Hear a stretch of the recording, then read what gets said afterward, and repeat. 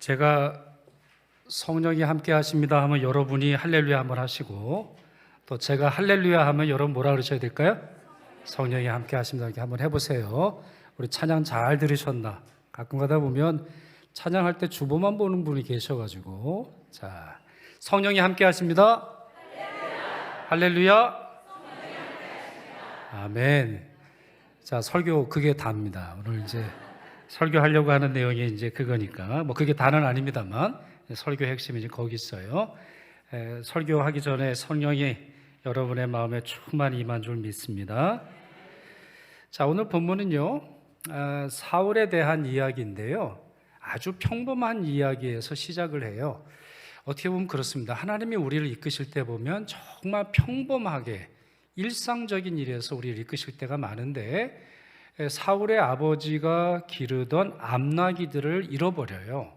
그래서 아들에게 야, 암나기를 좀 찾아와라 이렇게 말하지만 3일 동안 여러 곳을 다녔음에도 불구하고 찾지 못해서 이제 돌아가려고 하죠. 너무 시간이 오래돼서 아버지가 걱정할 것 같다. 그래서 다시 돌아가려고 할 때 사환이, 그러니까 종이죠, 몸종이 주인님 그러지 마시고 하나님의 사람을 좀 찾아가 보십시다. 이렇게 함으로 말미암아 위대하다고 말하는 이스라엘의 지도자이고 하나님의 사람으로서 정말 대단한 사무엘을 사울이 만나게 됩니다. 이 만남으로 말미암아 사울의 인생이 완전히 바뀌죠. 제가 다루진 않겠습니다만 사무엘상 10장 그 뒷부분에 보면 그의 아버지가 누구뇨? 이렇게 묻는 장면이 나와요. 우리 영화에 보면 그런 거 있잖아요, 여러분. 네 아버지 뭐 하시노? 뭐 이런 말을 하면서 도대체 아버지가 누구길래 너가 이렇게 행동을 하는가 묻는 것처럼 사람들이 깜짝 놀랄 정도로 큰 변화를 경험하게 됩니다. 자, 이 내용은 사울에게 있어서 중요할 뿐만 아니라 이것이 사무엘상 9장과 10장에 걸쳐서 나오는 이야기인데요, 우리에게도 너무 중요합니다.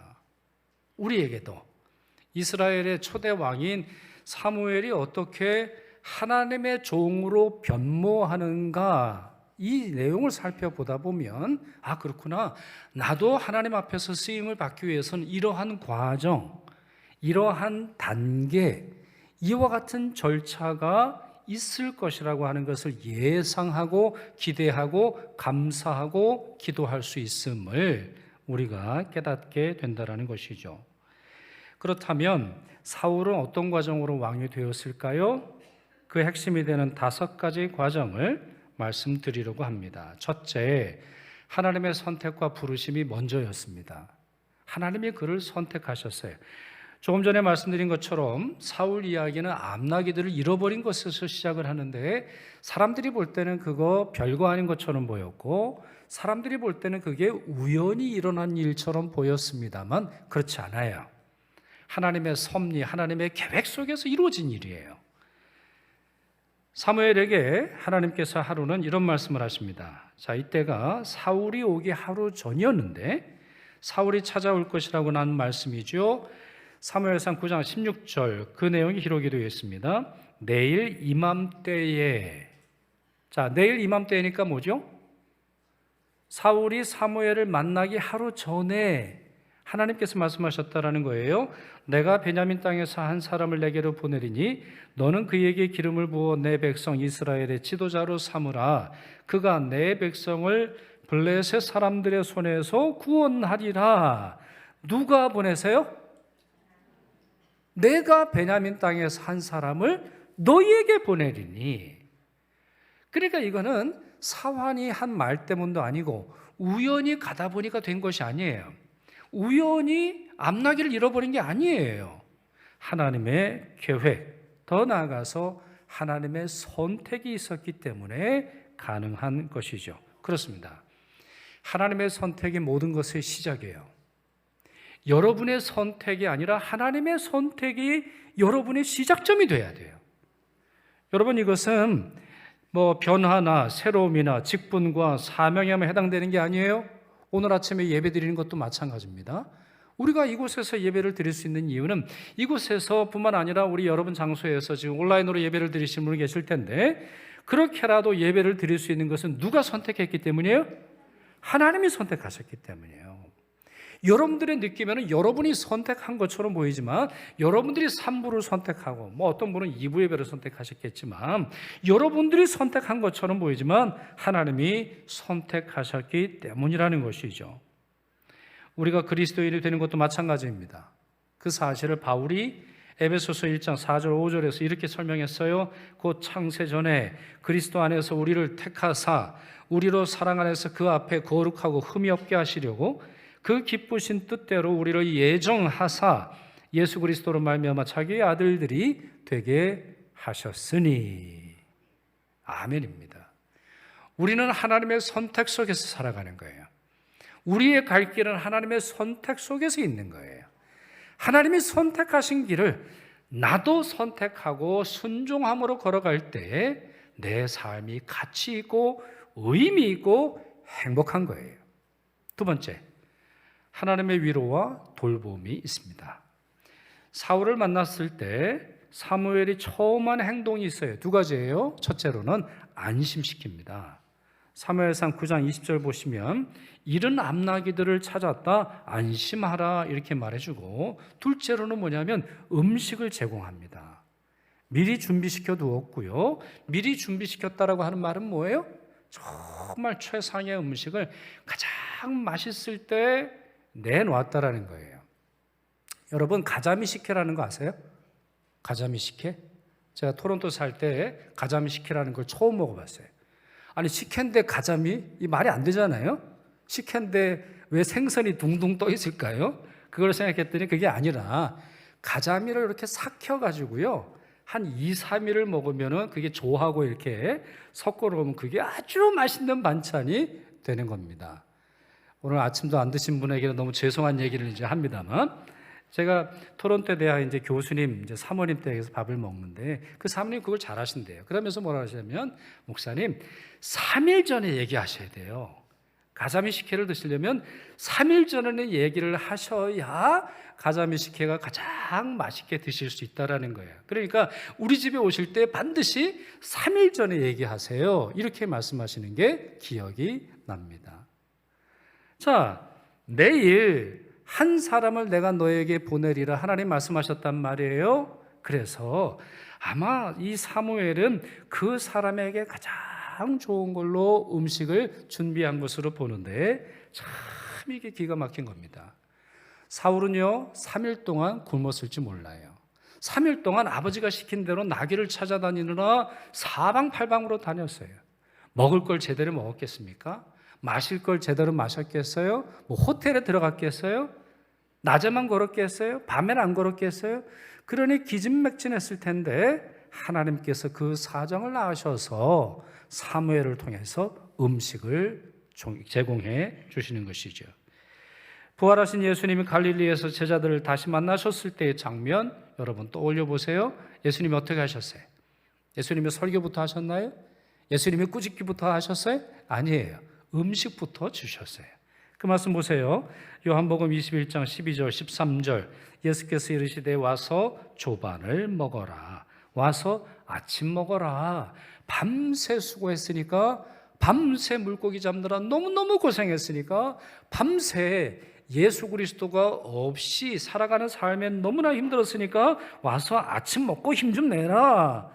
제자들이 주님이신 줄 알고 아는 거로 당신이 누구냐 감히 묻는 자가 없더라. 예수께서 가셔서 떡을 가져다가 그들에게 주시고 생선도 그와 같이 하시니라 그랬습니다. 누가 음식 준비하셨어요? 예수님이 하셨어요. 왜 하셨어요?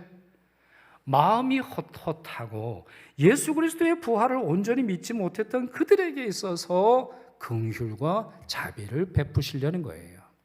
사랑하는 여러분, 이제 이 예배 끝나면 이제 식사하러 가시겠죠? 우리 교회에서 제일 맛있는 반찬이 뭐예요? 제일 맛있는 메뉴가 뭐예요? 뭐죠? 다 맛있어요. 네, 내려가서 드셔보면 아시겠습니다만 다 맛있어요. 근데 그 음식을 드실 때 아이고 다른 데 가서 밥 먹으면 10,000원인데 우리 교회에 오면 공짜다 이런 생각하시면 안 돼요. 그걸 주님이 준비해 주신 사랑의 음식으로 보셔야 되는 거예요. 여러분 여러 권사님들, 여러 집사님들이 금요일부터 준비하세요. 어떤 때 뭐 수요일 때 오세요. 아까도 말씀드렸잖아요. 중요한 행사가 있을 때 김치 담그지요, 뭐 하지요. 어쩌면 뭐 제가 보는 것만도 수요일 뭐 금요일이니까 어떤 경우는 뭐 몇 주 전부터 음식을 준비할 수 있겠죠. 그게 사랑의 힘으로 하는 거예요. 그리고 그게 그냥 단순히 한 번 밥 먹고 내 위장을 채우려고 하는 게 아니라 이 세상에서 시달렸던 우리의 몸과 마음과 영혼을 위로하시려고 하는 하나님의 손길이 담겨 있는 거예요. 그러니 그 음식 두고 뭐 짜다 싱겁다 이러지 마세요. 아주 맛있게 드시고 감사함으로 드시고 거기서 여러분의 마음이 위로를 얻으시기를 바랍니다. 위로를 얻으세요. 실제로 그것이 마찬가지예요. 사울이 이와 같은 음식을 먹은 것이 여기입니다. 위로를 경험하는 거예요.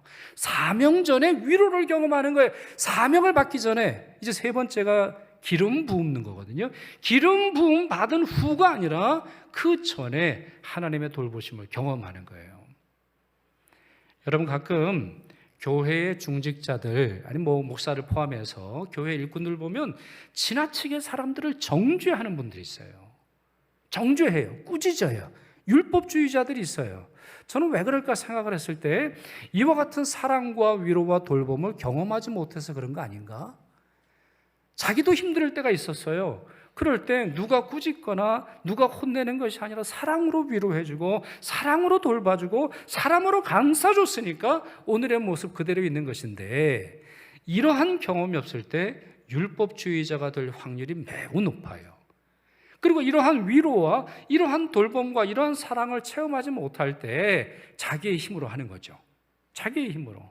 아니면은 인본주의에 빠지는 경향을 볼 수 있습니다.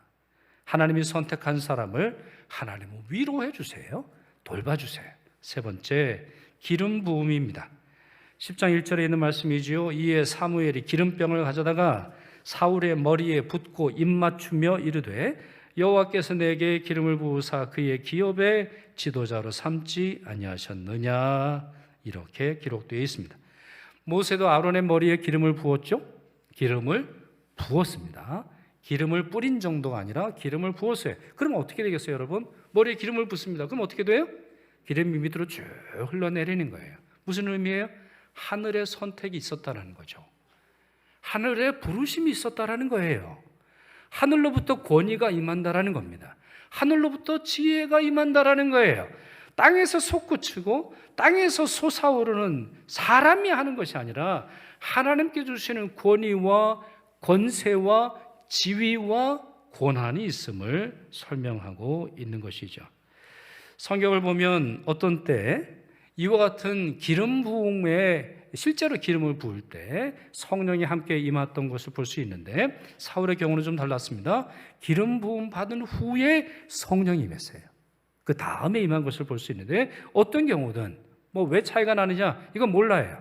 어떤 사람들에게 있어서는 주님을 만나는 순간 방언의 은사를 받는 경우도 있고 어떤 사람은 뭐 10년, 20년, 30년, 40년을 기다리는데 성령의 은사가 임하는 경우도 있어요. 왜 그런지는 몰라요. 그냥 하나님이 그렇게 하시는 거니까 우리가 순종하고 받아들여야 되는데 중요한 것은 외적인 기름 부음이 아니라 내적인 성령의 역사가 함께 있어야 하는데요. 이 사울은 그것이 이제 둘로 나눠지는 것이죠. 여하튼 이것은 너무나 중요하고 신약 시대를 살아가고 있는 우리에게도 늘 사모해야 되는 사실입니다. 고린도후서 1장 보세요. 21절과 22절 같이 읽겠습니다. 우리를 너희와 함께 그리스도 안에서 굳건하게 하시고 우리에게 기름을 부으신 이는 하나님이시니 그가 또한 우리에게 인치시고 보증으로 우리의 마음에 성령을 주셨느니라 그렇게 되어 있어요. 자, 이 말씀은 앞에 나오는 내용과 뒤에 있는 내용이 조금 달라져요. 뒤에 있는 내용 보세요. 인치시고 보증으로 우리의 어디에 성령을 주셨어요? 마음에. 그러니까 성령은 어디 계세요? 내적으로 계시는 거예요. 그러니까 내가 하나님의 사람이라는 것을 어떻게 증명하죠? 내 마음이 증명한단 말이에요. 여러분은 하나님의 사람입니까? 여러분 한번 신박하게 질문 드려볼까요? 여러분은 하나님의 사람이에요? 여러분은 예수 그리스도를 믿는 분이에요? 여러분은 정말 하나님의 사람으로 인친다는 게 뭐예요? 도장을 찍고 보증을 하셔서 내가 너를 구원하겠다, 내가 너를 사용하겠다, 이러한 하나님의 음성을 들은 적이 있어요? 어떻게 할 거예요? 그걸 어떻게 증명해요? 이 말씀이 뭐라는 거예요? 성령이 증명하세요. 벌써 사명이라고 하는 단어를 들을 때마다 마음이 뜨거워져요. 예수라고 하는 이름을 들을 때마다, 하나님이라고 하는 말을 들을 때마다, 하나님 나라라는 이름을 들을 때마다 내가 만든 게 아니고 누가 내 귀에 속삭이는 게 아닌데도 내 심령이 따뜻해지면서 마음이 끌어올라와요. 또는 하나님이 내게 하실 일을 생각을 할 때마다 세상에서 얻을 수 없는 평강과 위로와 은혜가 내 안에서 쫙 차고 올라오는 거죠. 그것은 누가 주신 거예요? 성령이 주신 거예요. 성령이 인쳤다, 성령이 보증하신다라고 하는 게 이거예요. 남들은 안 보이죠. 남들은 볼 수 없어요. 왜? 내 안에, 내 마음에 성령을 주셨으니까. 자, 그러나 지금 그 앞에 있는 내용도 보실 필요가 있는데, 굳건하게 하시고 그리스도 안에서 굳건하게 하시고 우리에게 기름을 부으신 이는 하나님이시니, 무슨 말이에요? 외적 변화를 말하는 거예요. 기름 부음은 외적이에요. 나 몸에, 아니면 내 상황 속에서 나타나는 외적 현상을 말하는데, 외적 현상과 내적 보증이 함께함으로 말미암아 내가 하나님의 일꾼으로서 살아갈 수 있음을 설명하는 것입니다. 넷째, 확신입니다.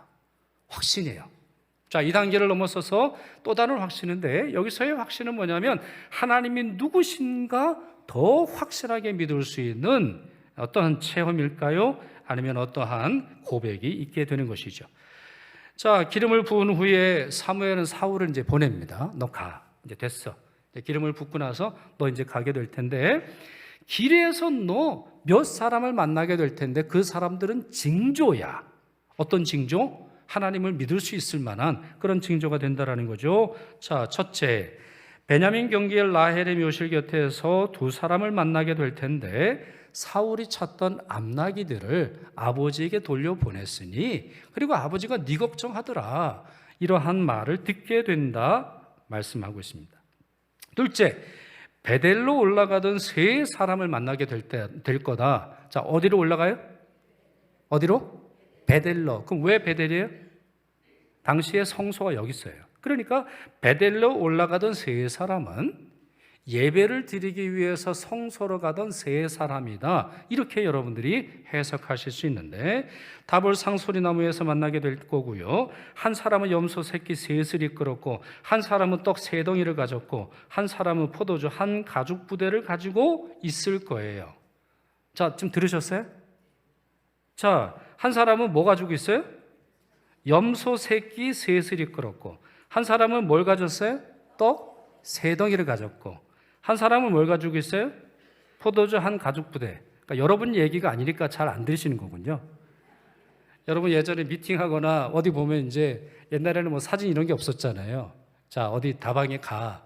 그러면 이렇게 빨간 목도리를 한 그 여자가 오늘 미팅할 여자야. 우리 옛날에 보면 다 이랬잖아요.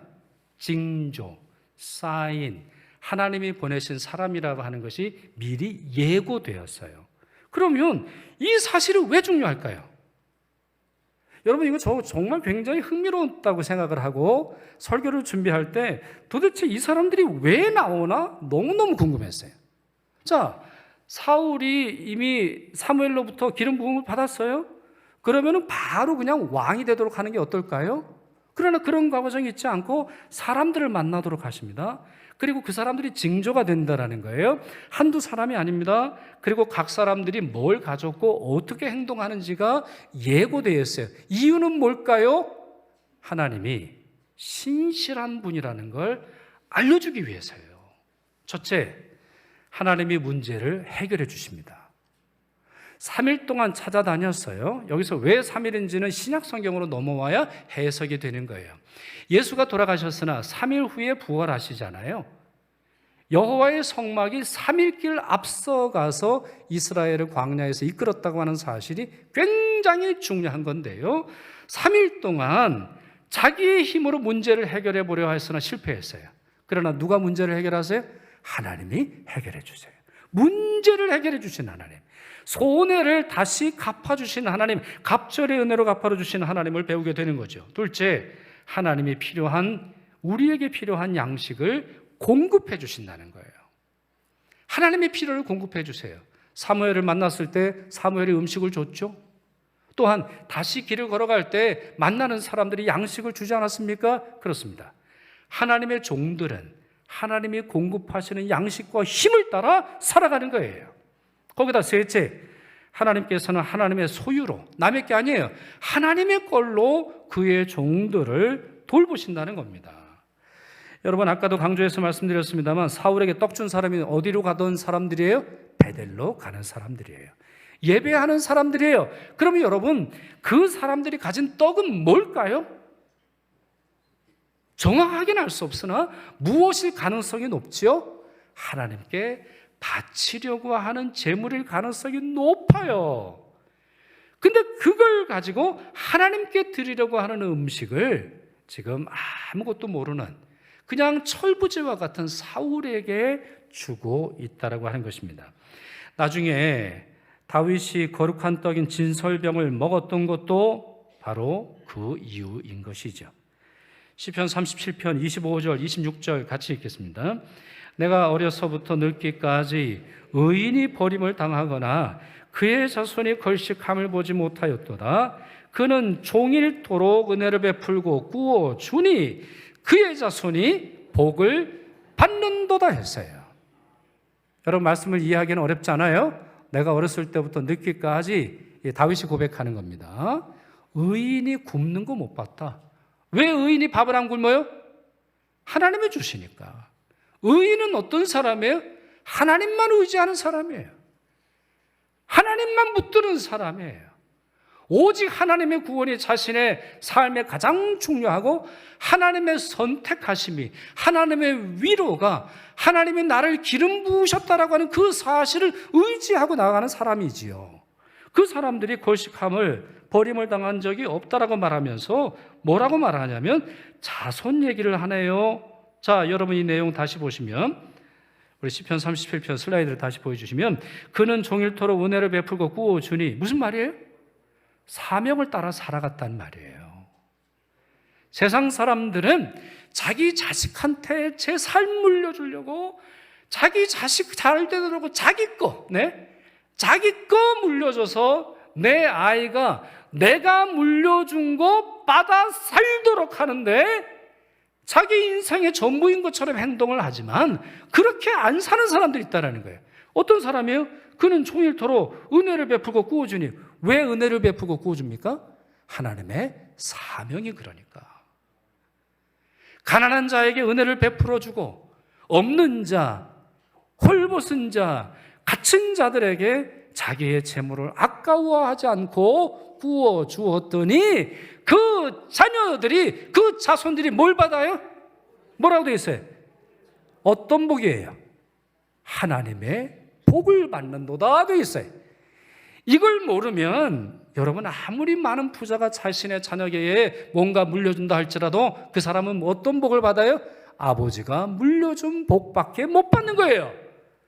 그러나 그의 부모가 전적으로 하나님을 의지하고 의롭게 살아요.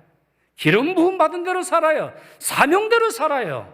자기에게 주신 하나님의 사명을 위해 아낌없이 자기를 내어주어요. 그러면 그 자녀는 뭘로 살아요? 하나님을 아버지로 모시며 하나님 아버지가 주시는 복을 따라 살아가게 된다는 거예요. 바로 이와 같은 원리가 무엇을 통해 주어집니까? 하나님께서 살려주시니, 하나님께서 도와주실 테니, 당대만 아니라 자손들에게도 도와주실 테니 확실하게 주의 사명을 감당해라. 바로 이 사실을 사울이 배운 거예요. 여러분, 이 사실을 이제 사울의 일생에 살펴보세요. 그가 버림받은 이후에 왕 자리를 자기 아들 요나단에게 물려주고자 혈안이 되어 행동하는 것을 보세요. 그가 하나님의 부르심을 받을 때는 겸손히 행하였으나 이 원리를 알지 못하고 이 원리를 까먹으로 말미암아 얼마나 비참하게 살아가는지, 우리 그와 같은 사실을 확인할 수 있습니다. 마지막으로 다섯째, 성령의 충만함입니다. 이 일 후에 사울이 성령으로 충만합니다. 사무엘상 10장 5절에서 6절 말씀 보시죠. 그 후에 내가 하나님의 산에 이르니 그곳에는 블레셋 사람들의 영문이 있느니라. 내가 그리로 가서 그 성읍으로 들어갈 때에 선지자의 무리가 산당에서부터 비파와 소고와 저와 수금을 앞세우고 뭐 하는 거죠? 찬양하며 내려오는 거예요. 예배하며 내려오는데 이들이 예언하며 내려오는 것을 만날 것이요 내게는 여호와의 영이 크게 임하리니 너도 그들과 함께 예언을 하고 변하여 새 사람이 되리라. 이때에 비로소 새 사람이 되는 거예요. 이스라엘 사사들에게 성령이 임했을 때 그들에게 하나님의 권능이 나타났죠. 사사기 3장 10절입니다. 여호와의 영이 그에게 임하셨으므로 그가 이스라엘의 사사가 되어 나가서 싸울 때에 온니엘의 손이 구산 리사다임을 이기니라. 여러분, 삼손에게 있어서 근원적인 힘이 어디서 나왔어요? 성령에서 나왔어요. 머리카락에서 나온 게 아니에요. 그에게 능력을 주신 분이 성령님이세요. 사사기 14장 6절 같이 읽겠습니다. 여호와의 영이 삼손에게 강하게 임하니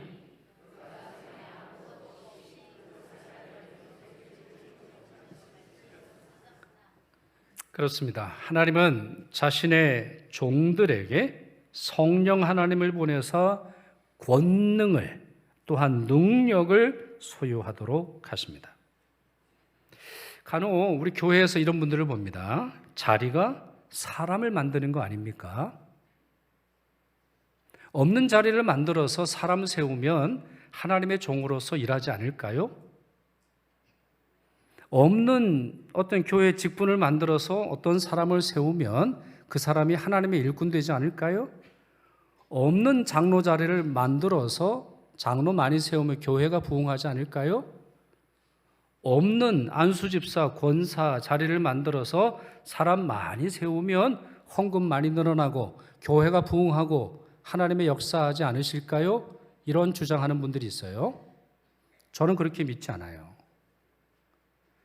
여러분, 성령의 사람이 아닌데 성령의 사람이 아님에도 불구하고 자리가 주어져서 그 사람이 성령의 사람을 이끈다고 생각을 해보세요. 맹인이 맹인을 이끄는 거죠. 그런 교회가 제대로 관리가 없어요. 얼마나 많은 목사가 그 교회에 있든 얼마나 많은 장로, 얼마나 많은 항존직자가 그 교회에 있든 중요한 건 성령의 사람이 필요하다는 거예요. 성령의 사람이 그 성령의 사람으로서 어울리는 자리에 있지 않을 때 그 교회는 혼란과 어려움과 무질서 가운데 있게 되는 것입니다. 특별히 지금 우리 항존지 피택자들이 계시죠? 이 사실을 명심하셔야 합니다. 여러분들이 유념하고 여러분들이 사모하고 여러분들이 기대할 것은 사람이 여러분에게 주는 능력이 아니에요. 비록 사람의 손으로 투표로 공동의회로 뽑았다 할지라도 여러분들이 만족해야 하는 대상은 사람이 아니라 하나님임을 기억하세요. 여러분들에게 능력을 주는 것은 사람들의 관심이나 사람들의 칭찬이 아니라 성령이라고 하는 사실을 기억하세요. 그러니 임직을 받으시기 전에 성령을 사모하시고 성령을 받아 사울처럼 되셔야 돼요. 어떻게 해요? 사울도 보세요. 성령이 크게 임하시니 그들과 함께 예언을 하고 변하여 새 사람이 되리라 했어요. 새 사람이 되는 것은 성령님밖에 없어요. 성령님이 계셔야 내 안에 있는 모든 것이 송두리째 바뀌어 하나님의 일꾼이 될 수 있는 것입니다. 이 사실을 기억하시고 이 사실을 사모하시기를 바랍니다. 자, 이렇게 해서 5가지의 단계를 사울이 경험해요. 첫째가 뭐였죠? 하나님의 선택. 둘째, 위로와 돌봄. 셋째, 기름 부음. 넷째, 확신. 5번째, 성령의 충만하심. 물론 이게 전부는 아닙니다. 6번째, 침묵 속에서 있게 됩니다. 침묵 속에. 사울도 자기가 이 성령의 기름 부음 받고 사무엘이 기름 부음 받았다는 사실을 알리지 않아요. 사무엘도 알리지 않아요. 아무에게도 알리지 않아요. 또한 7번째, 공개적인 대관식의 단계가 있습니다. 이 모든 일이 모든 사람에게 공개적이고 공식적으로 드러나는 단계가 있어요. 물론 여기에 두 가지를 더 합칠 수 있어요. 더 할 수 있어요. 나귀들이 사라진 것을 저는 사전 단계, 예비 단계, 하나님의 부르심의 단계라고 부르고 싶고, 나중에 사울이 왕이 됐을 때 사람들이 손가락질합니다. 에이, 뭐 저런 사람이 왕이 돼, 아유 진짜 창피해. 뭐 이런 말을 할 때 이걸 견뎌내는 단계가 있어요. 여러분 직분자들, 우리 재직들, 하나님의 일을 감당하려고 하는 분들 기억하세요? 하나님께서 여러분들에게 교회에서 직분을 주시든 아니면 뭐 학교에서나 아니면 뭐 관공서에서나 세상에서 여러분들이 하나님의 부르심 속에 성령의 기름 부음과 내적인 확신과 하나님의 역사가 분명하다 할지라도 손가락질 당하는 건 피할 수 없어요. 중요한 건 그것도 이겨내셔야 돼. 그것도 지혜롭게 이겨내셔야 되는 거고, 그것도 감사함으로 이겨내셔야 되는 거예요. 왜? 내 힘으로 된 게 아니잖아요. 아니, 내 힘으로 된 게 아닌데 뭐하러 자존심을 세웁니까? 내 힘으로 된 게 아니고, 내가 원해서 된 것도 아니고, 내가 뭐 하려고 해서 된 게 아니라, 하나님의 선택 속에서, 하나님의 성령의 능력으로, 하나님이 주관하셔서, 하나님이 주도적으로서 그 일을 만드셨잖아요. 근데 왜 나중에 자존심이 여러분 막 드러나는 걸까요? 왜 여러분을 무시한 것처럼 왜 나를 무시해? 우리 집안 무시하는 거야? 내가 공부한 걸 무시하는 거야? 왜 자존심이 살아납니까? 기억하세요. 어떠한 일이 되어서 어떠한 직분을 받은 이후에 어떠한 자리에 앉은 이후에도 하나님을 붙드셔야 합니다. 자, 이 과정에서 아주 두드러지는 것이 있는데요. 사울은 자기를 드러내지 않아요. 하나님을 드러내고자 해요. 자기의 모든 과정에서. 출애굽기 14장 14절 보시죠. 여호와께서 너희를 위하여 싸우시리니 너희는 가만히 있을지니라. 침묵할 줄 알아야 돼요. 견딜 줄 알아야 돼요. 그리고 그와 같은 일로 말미암아 하나님을 영화롭게 해야 합니다. 자, 여기에 가만히 있을지니라, 저는 신학적으로 이렇게 정의하고 싶거든요. 적극적 침묵, 적극적 수동, 능동적 수동. 수동적인 자세를 능동적으로 하는 거죠. 내가 하고 싶어요. 내가 나서고 싶어요. 내 주장하고 싶어요. 나도 변명하고 싶어요. 나도 설명하고 싶어요. 나도 말 잘하고, 나도 우리 집안 대단하고, 나도 가진 재산이 많으니 내 힘으로 하고 싶을 때가 있어요. 그거를 눌러야 돼요. 그럴 때 비로소 내 안에 충만히 역사하시는 성령님이 일하시게 되는 것입니다. 저는 오늘 이제 말씀을 마치면서 6절 말씀 여러분 다시 여러분들이 기억하시도록 권면하고 싶습니다. 자, 그 말씀 우리 같이 한번 읽어보지요. 여호와의 영이 크게 임하리니 너도 그들과 함께 예언을 하고 변하여 새 사람이 되리라. 아멘. 성령의 큰 역사로 말미암아 새 사람 되시길 바랍니다. 이미 새 사람이 되셨습니까? 그렇다면 더 열심을 다해 성령의 사람으로 살아가시는 여러분 되시기를 축원합니다. 기도하겠습니다.